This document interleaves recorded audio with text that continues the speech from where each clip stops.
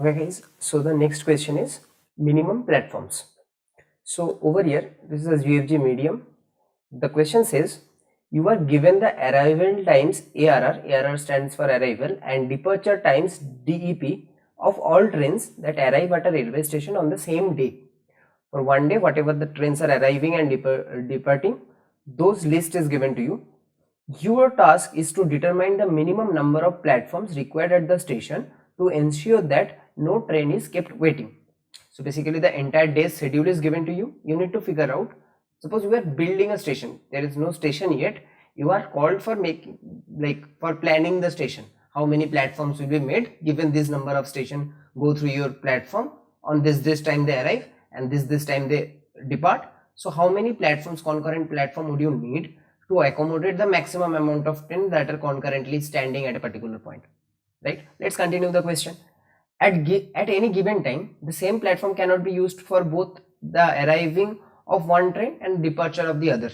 So if the time are clashing in the same time, 9:40 only a train is departing and 9:40 only a train is arriving, so you need to have two different platforms for them, right? Therefore, when two trains arrive at the same time, or when one arrives before other departs, additional platforms are required to accommodate both the trains. Cool. So over here, this example I have copied. Let's see that. This is the example. So over here, see that the numbers are represented not in the form of time, but in the form of direct integers. 9 is represented by 900, 940 is represented by 940. So basically these are normal integer numbers, and these are present in this form in order to help you only, because you can directly compare 900 and 940. Obviously 940 is greater, so this time is later and this time is early, right? So this is how we can compare if we need to compare the times. I hope this the question pattern is clear. Now let us understand what the output should be in order if this particular input is given. So basically this is the arrival array, this is the departure array. One train arrives as at 9 o'clock, it leaves at 9:10. Then another train arrives at 9:40, it leaves at 12 o'clock, like that. Okay, so let us see what will be the output for this particular schedule of trains. So one train is arriving at 900, so let me make the station. Okay, this is suppose my station, and for one platform I'll add it over here. Suppose a train came at 9, for that I would need one platform for sure, so I make one of the platforms. Then so this is now occupied, the status of this platform is suppose occupied, it is true. After that, at 9:10 only, the clock was at night when I changed the occupied status to true. Then suppose at 9:10 this became false. Suppose I'm not showing you how we'll programmatically do it, I'm just doing it on my own, right? So after that, at 9:10 it became false, so basically this platform is vacant. At 9:40 another train came. Now this train can be accommodated at this particular platform as this is false, so again at 9:40 the status of this platform will become true, right? After that, then at 9:50 the next relevant time is guys 9:50. At 9:50 another train came.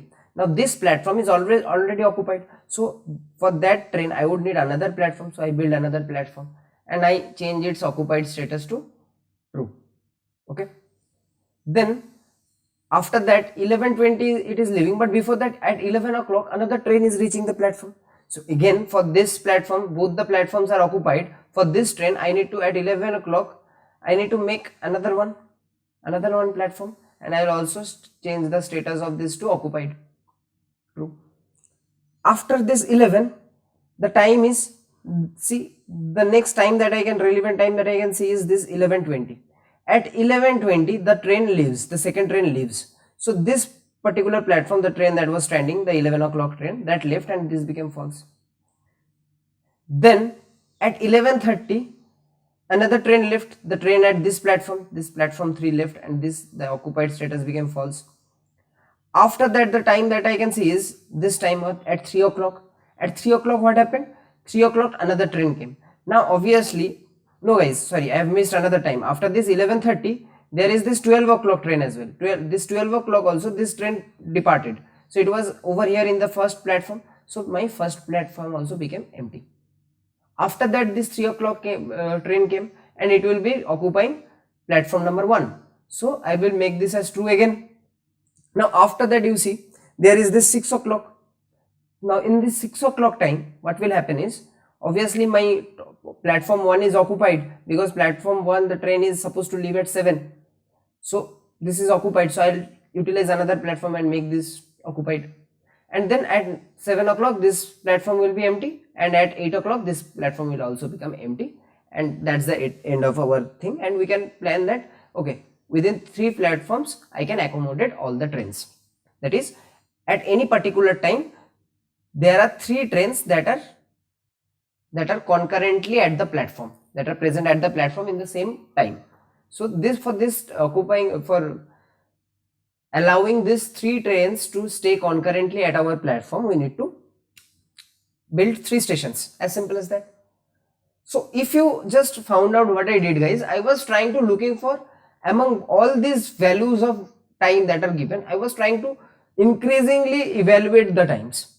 If you just saw me, I was normally doing it, but you saw I was just looking for which is the next relevant time, that is, which is the next smaller time where an action of either arrival or a departure will happen. So as soon as the arrival happen, I need to change the whatever the capacity. If I am maintaining a variable where I store how many trains are present at the platform right now, at the starting it would be 0, and then as soon as a train arrives, I should increment that count, and as soon as a train leaves, I should decrement that count. I am just maintaining a count variable that will store the number of trains currently present in my platform. Now this count can grow to maximum of 3 over here with another variable. Suppose in the count I am maintaining that how many trains are now currently at my station. Now if another variable just stores that at any moment what was the maximum value of count, that will be your answer only, guys. It is quite simple, right? If you just look at it, the numbers are given in such a way that you can directly do greater than or less than equality operations on them, right? These comparisons can be done to them directly when they are not in a particular time format. So I just need to make, if I just, in the brute force approach, what I am saying is, if I just merge these 2 array and sort the whole array, then what will happen is all the time will be one after the other, and then I will just need to figure out if it is a arrival time or a departure time. For example, I am just doing it. Suppose 900 is over here, this is of arrival.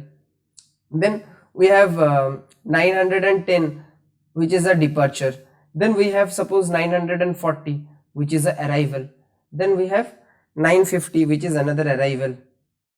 Then we have 1100, which is another arrival. Then we have 1120, which is a departure. Then we have 1130, which is also a departure. Then we have 1200, which is a departure. And then we have 1500 arrival. Then we have 1800 arrival. Then we have 1900 departure, and then we have 2000 departure, right? This, if I sort the whole thing, and then if I take a count variable, for example, first it was initially 0, then an arrival came, I incremented, then a departure came, I decremented, and I am also maintaining a max variable. Max variable was until here it was 1, right? Initially it was 0, as soon as this 1 came, it became 1. After that I was at this departure, after that an arrival came, so we increment, then 950 arrival, we increment. As soon as we increment, the value became 2, the max will also become 2. Then after that there is an arrival, so I increment, and the count value hits the maximum, so we change the maximum, increment the maximum as well.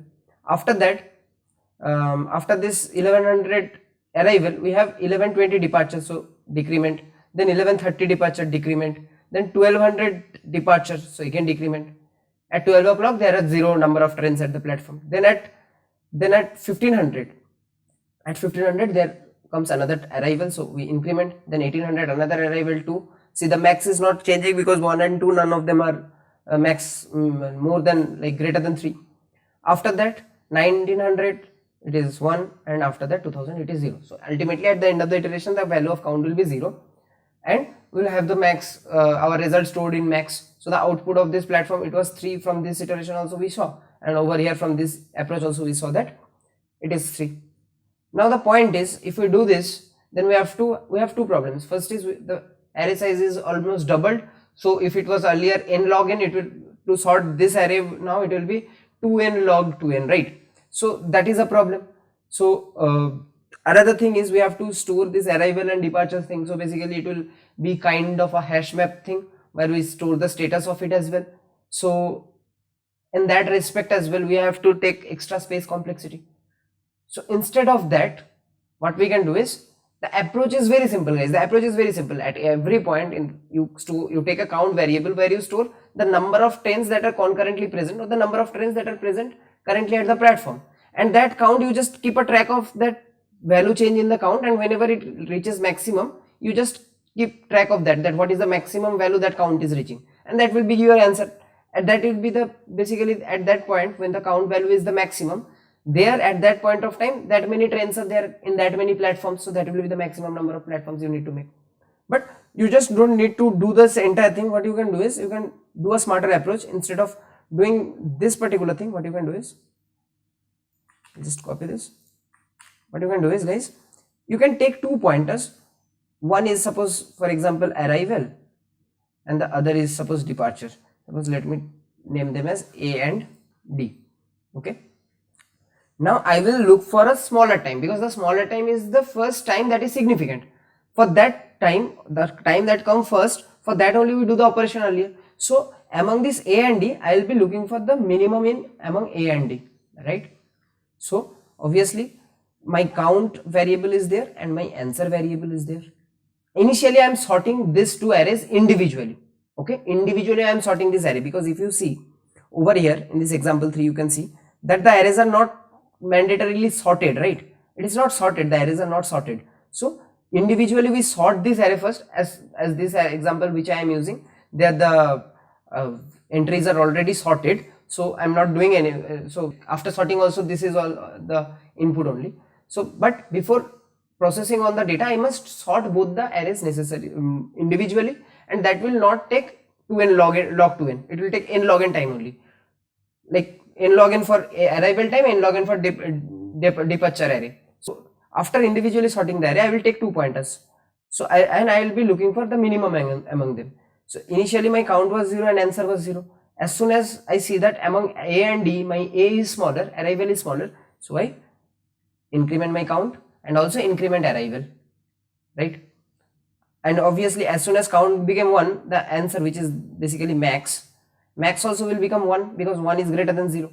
After that my arrival is at 940, departure is at 910. Which is smaller? Departure is smaller. So departure is smaller, so departure D will be moving one place ahead, and my count will be decremented by 0. Obviously no change in max. After that I check 940 and 1200.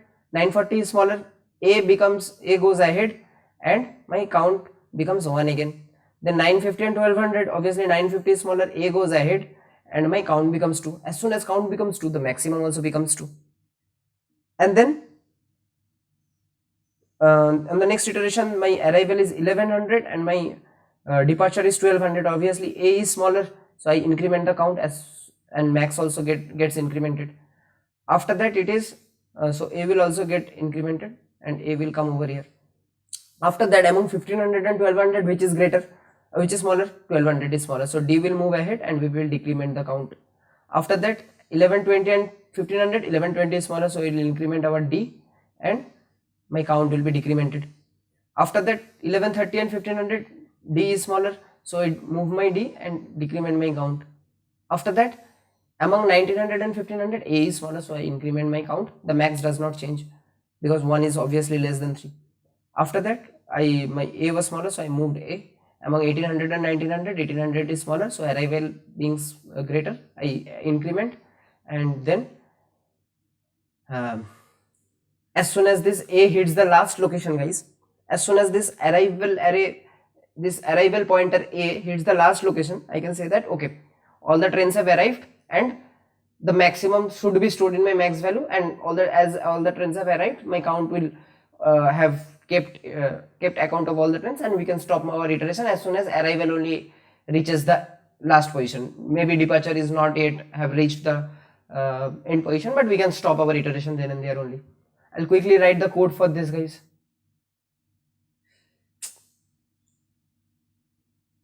The internet is gone.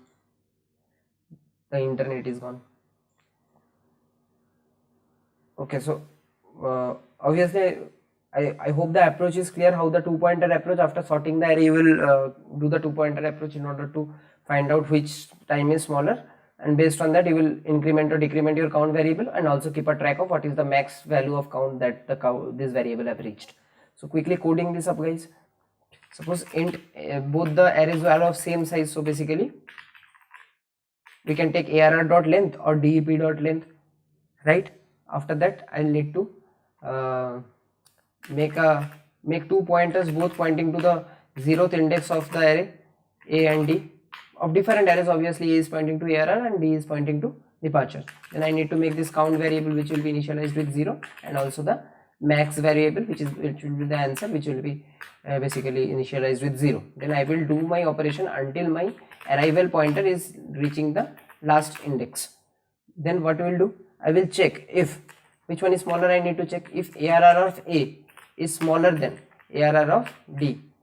Okay, if it is smaller or if it is equal as well, guys, then only, see over here there was a line that cannot be used at any given time. The same platform cannot be used for both arrival of one train and departure of another. So if there is a equality in the time, we should prefer the arrival time and we should increment our count. So count should be incremented, as well as my arrival pointer should also be incremented. Also I will check, okay, the check can be done later.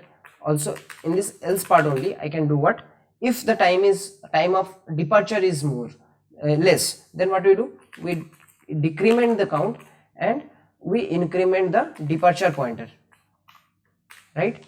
After that I check if the count, that if count was incremented over here, then maybe my count has reached a new maximum. So I'll check if my count is greater than max, I will change my max to count, right?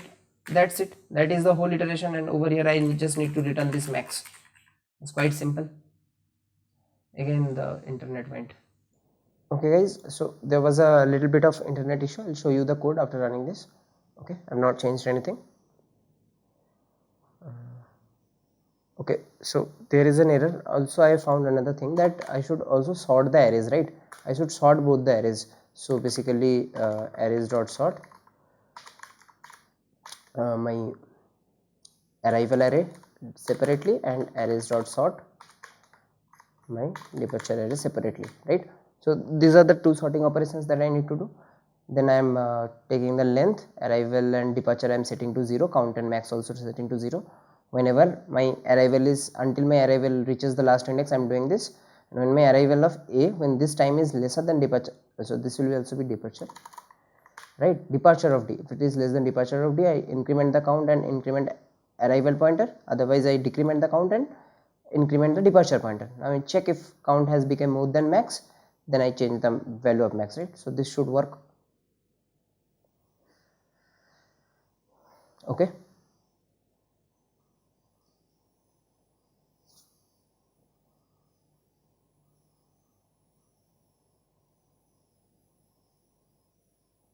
cool guys. It has run all the test cases. Thank you.